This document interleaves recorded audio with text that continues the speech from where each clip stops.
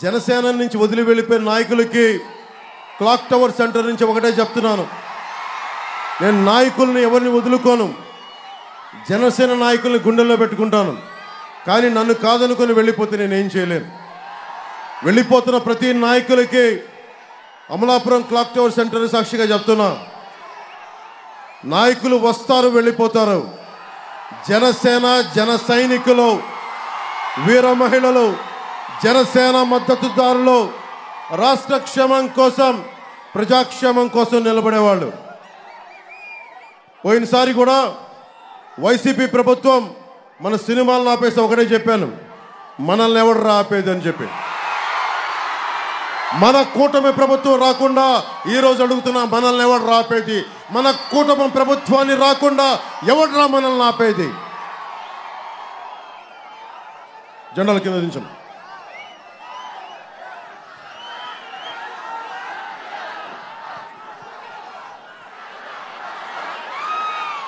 దారి పొడవునా భవన 40 లక్షల మంది భవన నిర్మాణ కార్మికులు మాకు అర్జీలు ఇస్తూ ఉన్నారు, చంద్రబాబు గారికి నాకు. ఈ రోజున భవన నిర్మాణ కార్మికులకి చెప్తా ఉన్నాం, ఆ జెండాలు తీసేయమ్మా ప్లీజ్, కింద దించేసి. నీ అభిమానం, నీ ప్రేమ అర్థమైంది బాబు, నువ్వు కూడా తీసేమా, కింద దించే. ఇది రాష్ట్రం చూడాలా లేదా? Thank you. కింద జెండాల కింద దించి. 40 లక్షల మంది భవన నిర్మాణ కార్మికులను పట్టుకొట్టారు. ఇసుక దారుణంగా దోపిడీ చేస్తూ ఉన్నారు.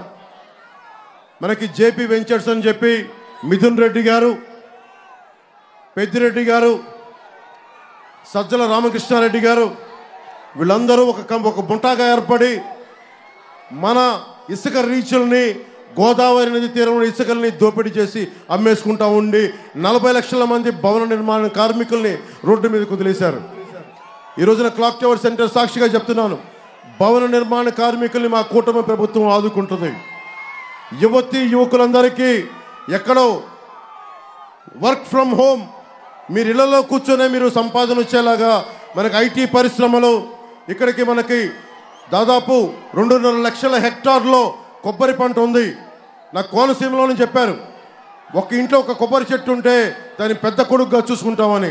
అలాంటి పెద్దలకి చెప్తా ఉన్నాను, నేను మీరిచ్చిన నాకు ప్రోత్సాహం ఇచ్చారు.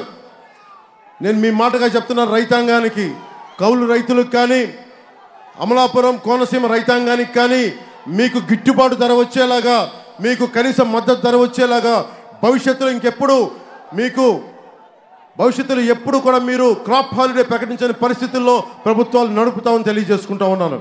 అలాగే బాలయోగి గారి కోరిక కూడా, కోనసీమలోనే ప్రతి ఒక్క ప్రజల కోరిక కూడా, ప్రతి ఒక్కరి కోరిక కూడా కోనసీమలో రైలు కూత వినిపించాలి, మనకి రైళ్లు తిరగాలి అని.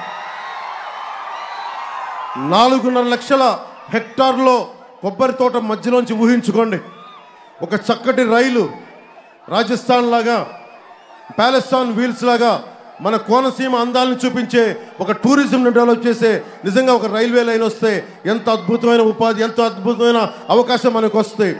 అది మన హరీష్ గారి, బాలయోగి గారి అబ్బాయి మనకు ఎంపీగా నిలబడుతున్నారు. మన కూటమి తెలుగుదేశం పార్టీ సైకిల్ పార్టీని గుర్తించి ఆయన పోటీ చేస్తూ ఉన్నారు. ఆయన్ని అభ్యర్థిగా, పార్లమెంట్ అభ్యర్థిగా మనం గెలిపించుకుంటే మేమందరం కూడా, ప్రధానమంత్రి గారితో నాకున్న పరిచయం మీకు తెలుసు, నాకు వారితో ఉన్న సాన్నిహిత్యం మీకు తెలుసు. నేను మన కోనసీమ వాసుల కోరిక అందరికీ చెప్తాను. మా కోనసీమ వాసులు ఒకటే అడుగుతున్నారు, మా కొబ్బరి పొలాల మధ్య, కొబ్బరి చెట్ల మధ్య, కొబ్బరి తోపుల మధ్య ఒక రైలు పరిగెత్తాలి, రైలు కూత వినిపించాలనే కోరిక. ఆ కోరికని ప్రధానమంత్రి గారి నోటి ద్వారా నేను చెప్పించడానికి ప్రయత్నం చేస్తాను.